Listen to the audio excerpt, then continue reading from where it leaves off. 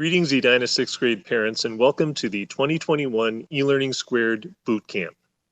My name is Michael Walker. I'm Secondary Digital Learning Specialist in Edina. Hi, my name is Jack Solaski. I'm the Instructional Technology Specialist with Edina Public Schools. And my name is Natasha Monsas-Daly. I'm the Director of Media and Technology Services. And our goal for this boot camp is obviously to ensure that we all understand the power of technology as a tool for learning and using it responsibly. This is an opportunity for you to learn about the roles and expectations for device usage at Edina Public Schools. During this presentation, you'll get an overview of eLearning Squared, learn about device norms at school and at home. You'll see some parent resources to support you in digital age parenting. You'll learn about the device checkout process, and then see resources for support and help, whether it's with the parent portal or completion of the. In Edina, we define digital age learning as students using technology to explore content, engage in that content, and express their learning. When exploring content, often that happens in our learning management system, which is Schoology. And every single course that your child takes at the middle school through high school includes a Schoology course with resources to support learning.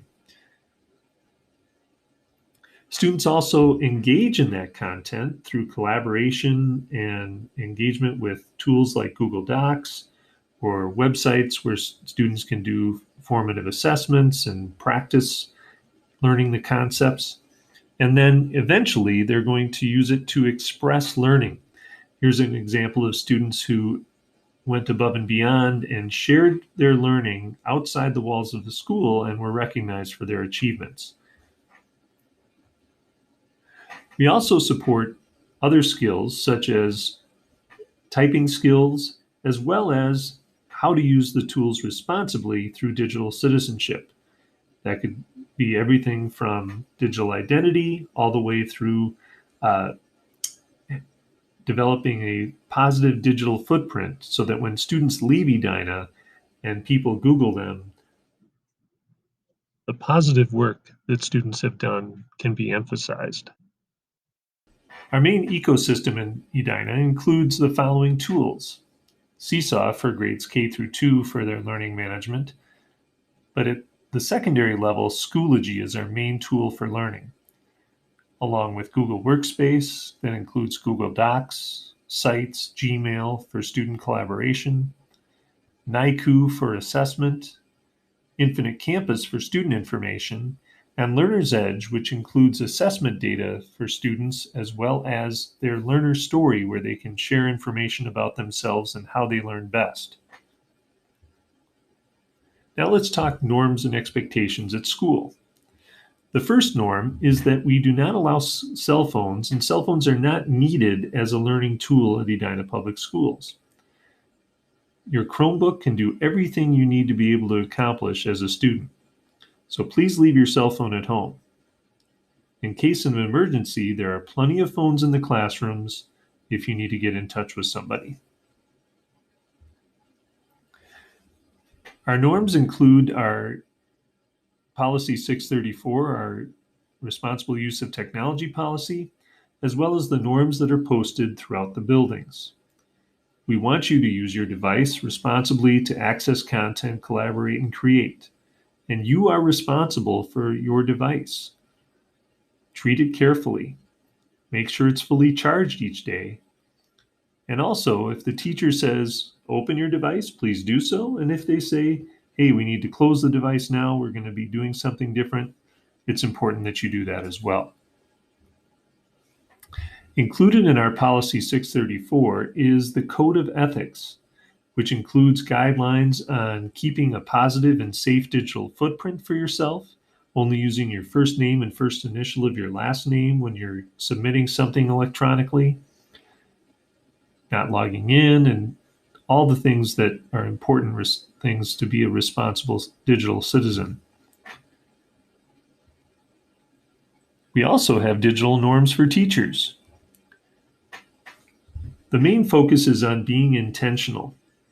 They should be able to know why they're using technology for a lesson, how often tech is being used, and what happens when students misuse technology in the classroom. We ask teachers to be thinking about these questions, and we also recognize that the last 15 months of school has been unique in the requirement or the need for technology to be used for almost everything we do in our lives. As we move back into the classroom this fall, we hope to provide more balance to that. And so there may be times when you won't necessarily need to be using your device in class as much as you have in the last 15 months. Whether at school or at home, all of our devices are filtered using a tool called GoGuardian. Some of this is legal and some of this is based on our ecosystem and needs and the tools that students need to be able to use. So we go through that regularly, deciding which sites may need to be blocked or allowed, and work with our media specialists to support that. We also recognize that there may be times when the filter isn't perfect and sites get through.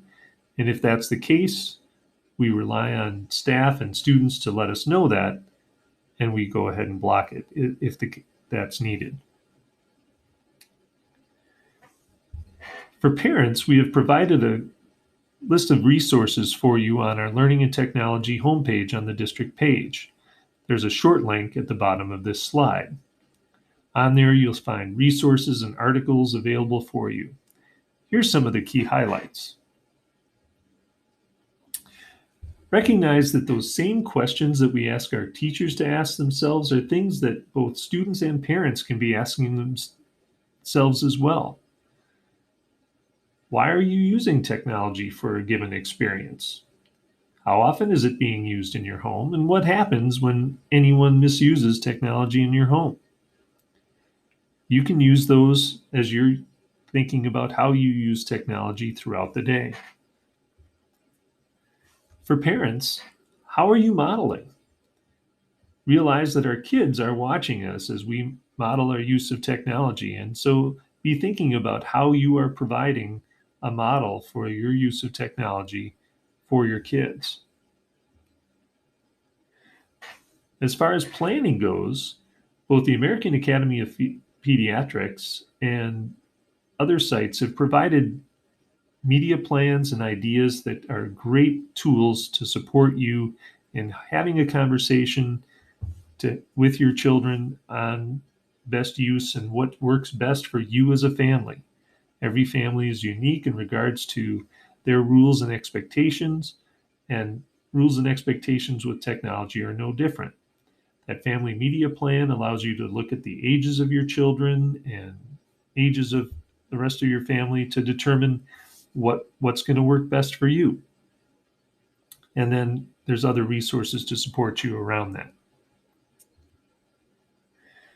As far as filtering goes, along with GoGuardian, we also have something called the GoGuardian Parent app, which I'll talk about in a minute, and other tools to possibly support your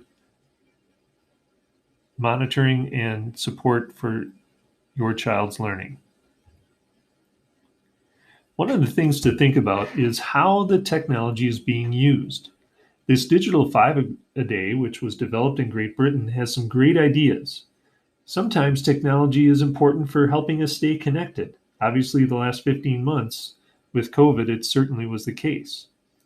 Think about how the technology is being used. Is it being used for active use or passive consumption? If it's being used creatively, it may not necessarily be a bad thing. Is it being used for good, potentially for supporting others and giving feedback and positive vibes to folks? Or is it part of a mindfulness technique? One of the key things about that is trying to find balance in your use of technology. We also have found some great resources here in this book, Screenwise by Devorah Heitner. She talks about the importance of creating unplugged spaces and times for your family. Realize that your modeling of connectivity sets the tone for your family, modeling civility, both online and off, asking permission from your child before you post images of them on social media, and working to use technology to make a positive impact. As I mentioned, GoGuardian has a parent app, which if you're interested in the Schoology course, you can fill out a form to get access. It allows you to kind of receive activity reports on your students' use above and beyond the use of the history, which we'll show you in just a moment.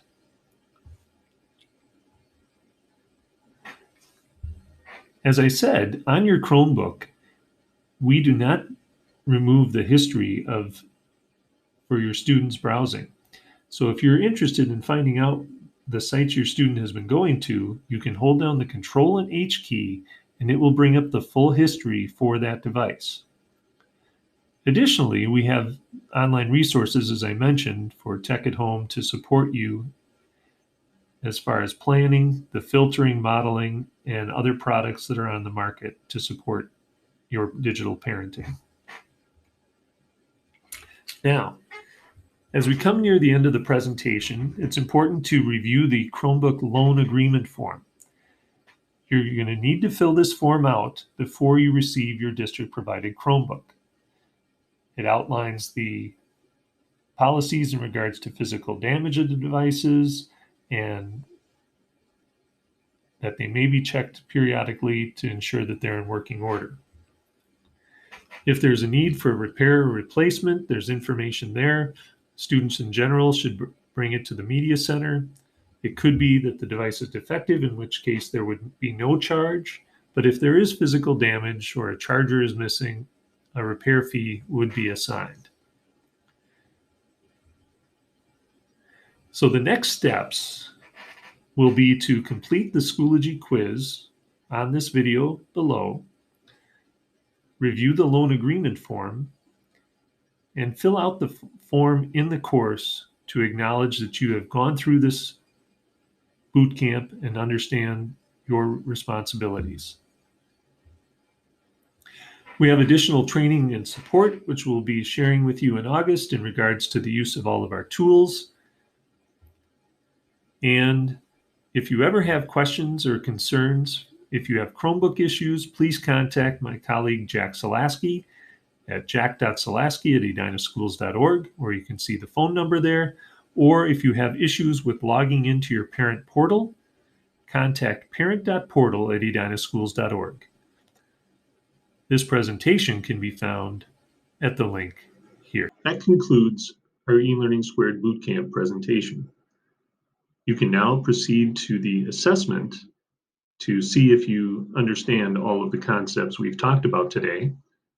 Then fill out your Chromebook agreement form and fill out the form which will help release the access to your student of full access to their Chromebook for the coming year. Again, if there's any questions, please feel free to reach out to us. Have a great day.